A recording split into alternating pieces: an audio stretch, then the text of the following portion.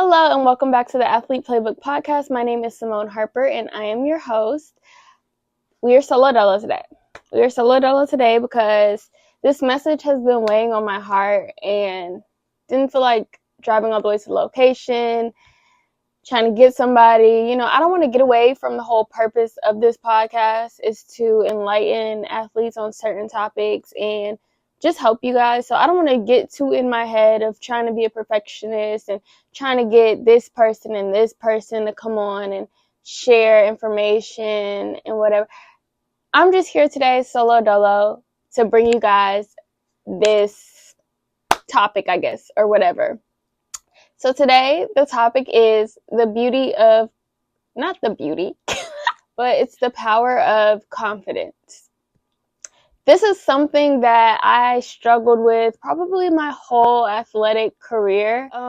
Confidence is something that you don't necessarily think about all the time when it comes to your performance, but it can be hindering you in ways that you can't even imagine.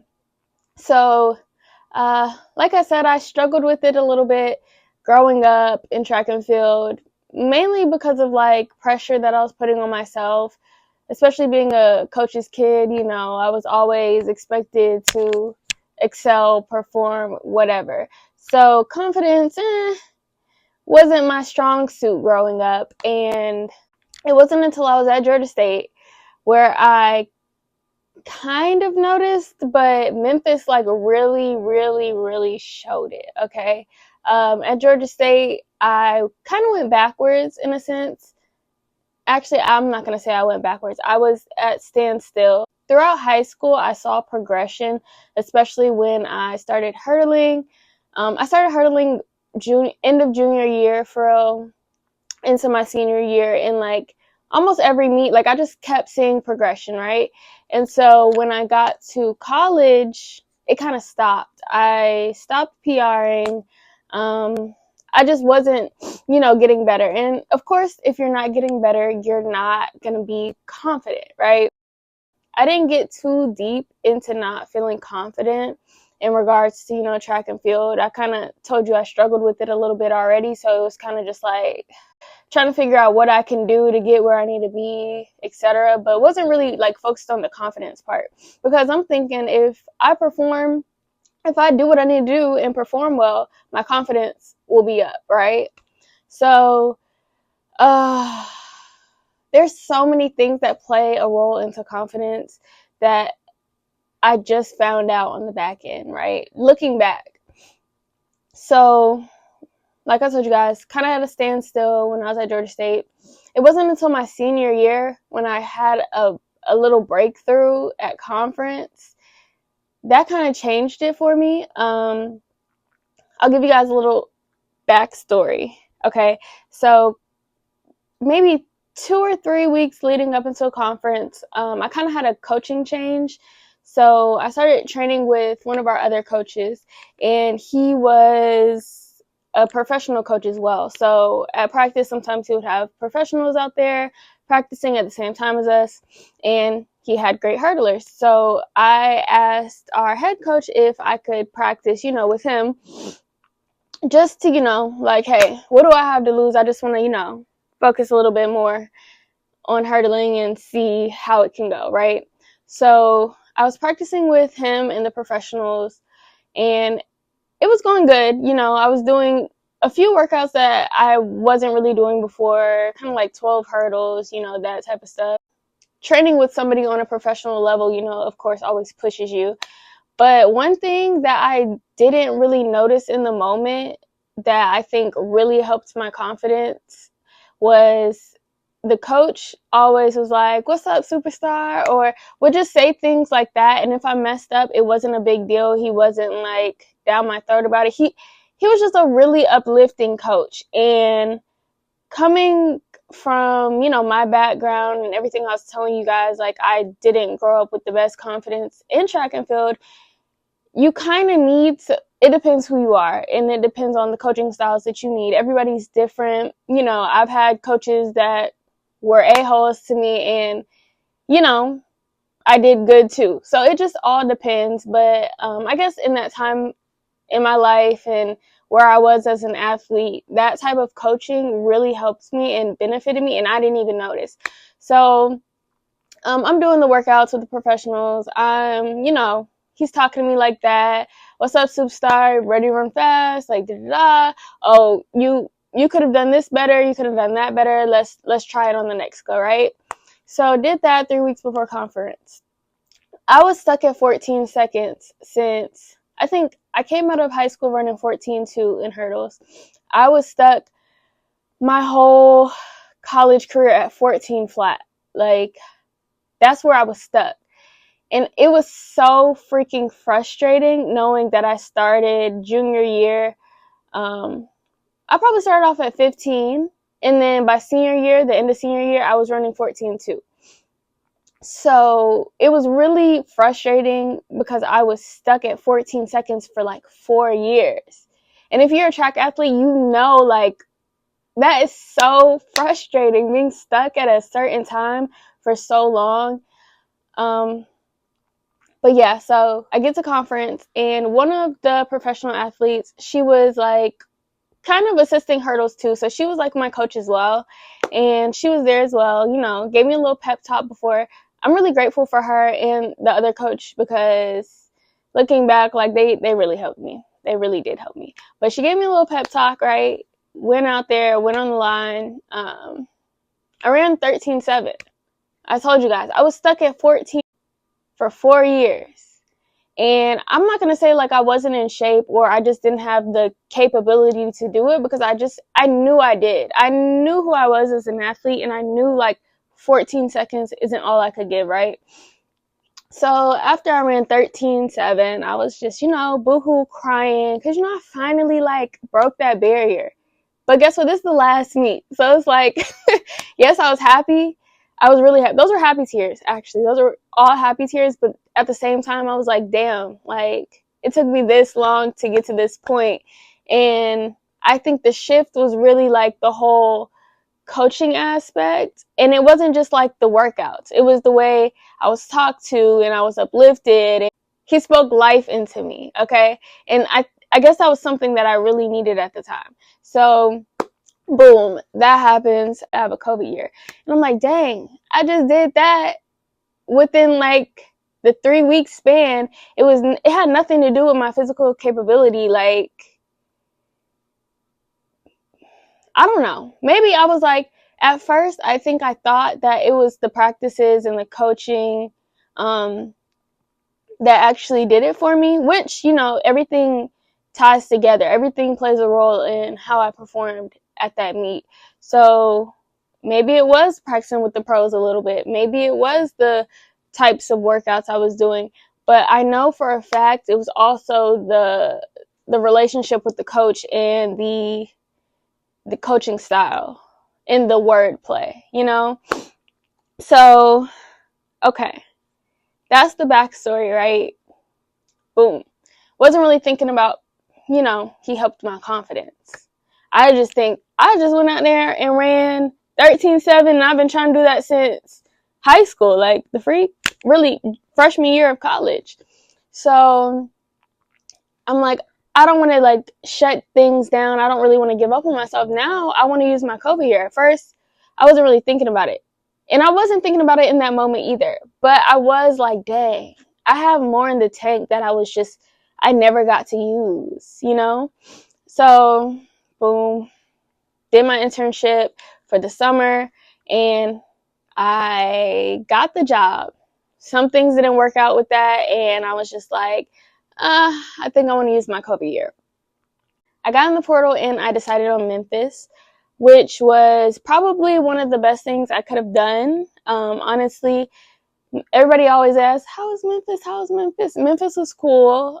Memphis is Memphis. I'm not going to say it's a terrible city. It's just not Atlanta. It's not what I'm used to.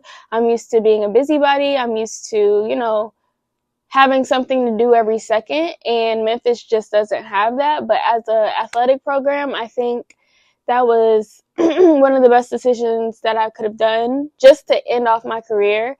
And that's where the journey of me learning about confidence came about. When I transferred to Memphis, I had to go straight into competing because it was basically indoor season at that point. I came in around January. So get there, I'm out of shape because I told y'all I did an internship and then I wasn't really thinking. And then I was like, dang, I want to use it. So I didn't really start training until October, right? Signed. I think I didn't start training and I signed in October. So both of those things happened in October. I'm like, okay, I need to get back in shape. I'm training.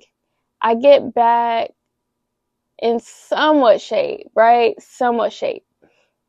So I get to Memphis and I'm straight on training. I think our first meet is like in a couple weeks or whatever. I'm dying at practice.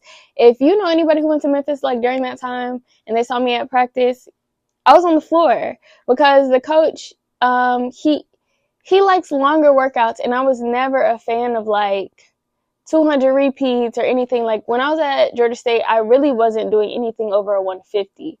And so when I got to him, he had us doing 200 repeats, 300s. I don't even know, but I was just dead. Okay, so I was on the floor. We get to the first meet, I don't do good. You know, my confidence was a little, but whatever, right? Shook it off. That indoor, I ran the fastest I've ever ran in my collegiate career, just based off of that short span of training. Like I told you, I wasn't even all the way in shape yet, right? And so throughout the different trainings that I've had throughout my life and the different types of coaches, I really understood how certain types of coaching and certain type of coaching styles have really helped me. I'm getting all over the place. I'm so sorry. But okay, so that indoor went really well. I didn't run outdoor. I was redshirted at the time. Came back the following year, right? I know I was a little old. I was a little old. But came back, right? Got injured. At this time, trying to come back from injury, my confidence was at an all-time low. Because when I came back, I couldn't go straight into hurdling. I had to do, like I told y'all, he likes to do 300s, 200 repeats, like 250s, all that crazy stuff that I still, even though I was with him for a while, I still wasn't like, I still hated it, right? So I don't really do the best at those workouts, and that's all I was doing. So, of course, my confidence is going to be like down the drain, right? Come back from injury. I'm not where I was. When we came back from summer break, because I did train over summer break, I was one of the ones in the most shape. I was doing really good when it came to technique, running, whatever. I was doing really well. Then, boom, that injury happened. And then when I came back, I wasn't obviously where I used to be. And I was doing workouts that weren't my strong suit. And it was just a really tough time for me trying to get back in my groove because everybody else was just, where I felt like I was supposed to be. I was like, dang, I'm behind. So they had indoor. I didn't have an indoor this year. So I kind of, wasn't with the team, etc. I'm about to graduate with my master's in May. I'm searching for a job. I'm doing this and the third. It's just a really, really, really rough time for me. And I wasn't feeling it. Like, this was probably one of the roughest times in my life. If you're really close to me or if you were around, you would kind of know that. But nothing was working out. No job, the track stuff wasn't going good anymore. I was in Memphis. Like, I was like, this is not good, right? So at Memphis, my coach always told me about, like, the confidence. My first meet in indoor, he told me, he was like, you know what you're lacking, right? And I was like, I think I said something like, well, what I did wrong in the hurdles, but he was like, no, it's your confidence. He would always tell me it's your confidence. And I'm like, no, I feel like no other coach like really, really pointed that out for me. My Memphis coach, great coach, technical coach, like he had me in shape and performing in ways that I know I should have been performing. So without a doubt, I knew I should be doing what I could be doing. You know what I mean? And when I was coming back off the injury and coming back into outdoor around that season, I basically bombed the whole outdoor. I'm not going to lie. Like I told you, my mental wasn't good. Confidence down the drain.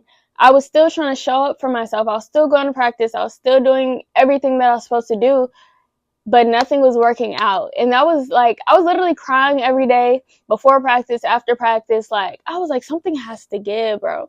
And I felt like at the time, my coach wasn't, I don't know. We just weren't seeing eye to eye, and we just didn't have the best relationship at this point. And people can only help you so much, if that makes sense.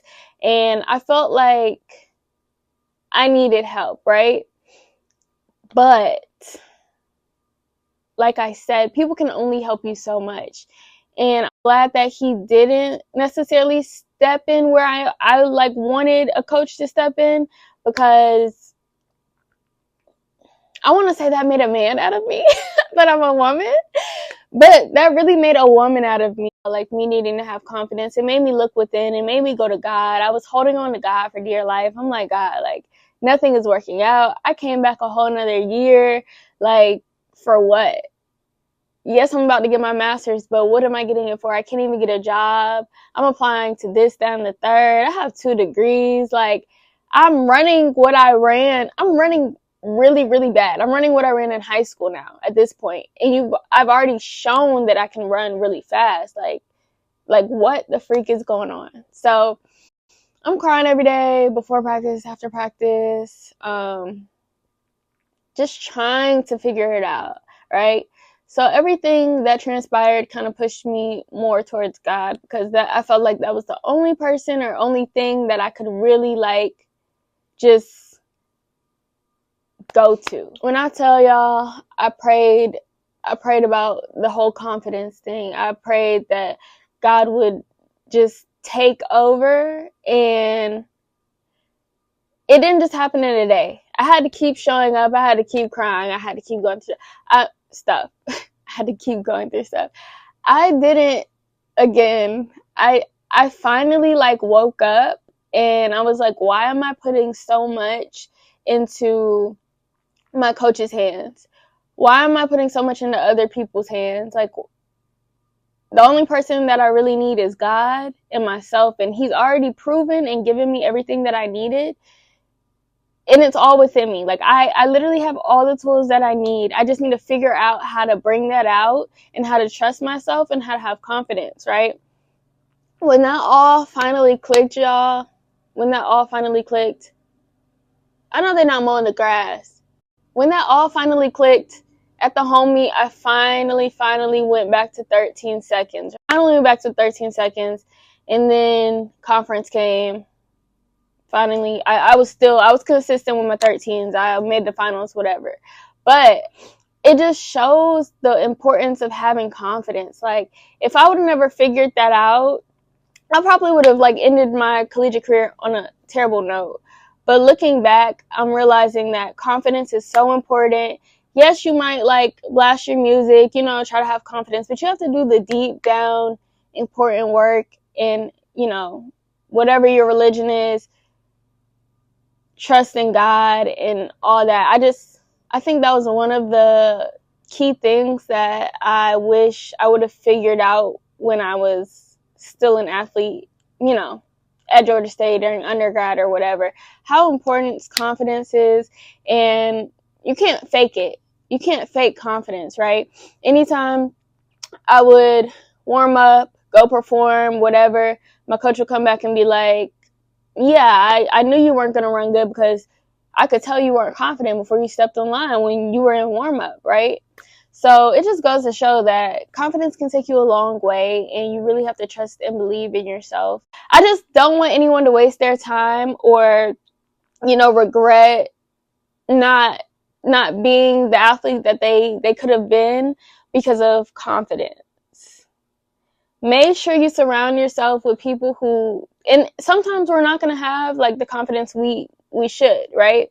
And that's why it's so important to surround yourself with people who uplift you, speak light into you, especially coaches as well. That's why it's important when you're, on these visits or talking to coaches, like, you really understand their coaching style. You really understand how they talk to their athletes, how they uplift their athletes.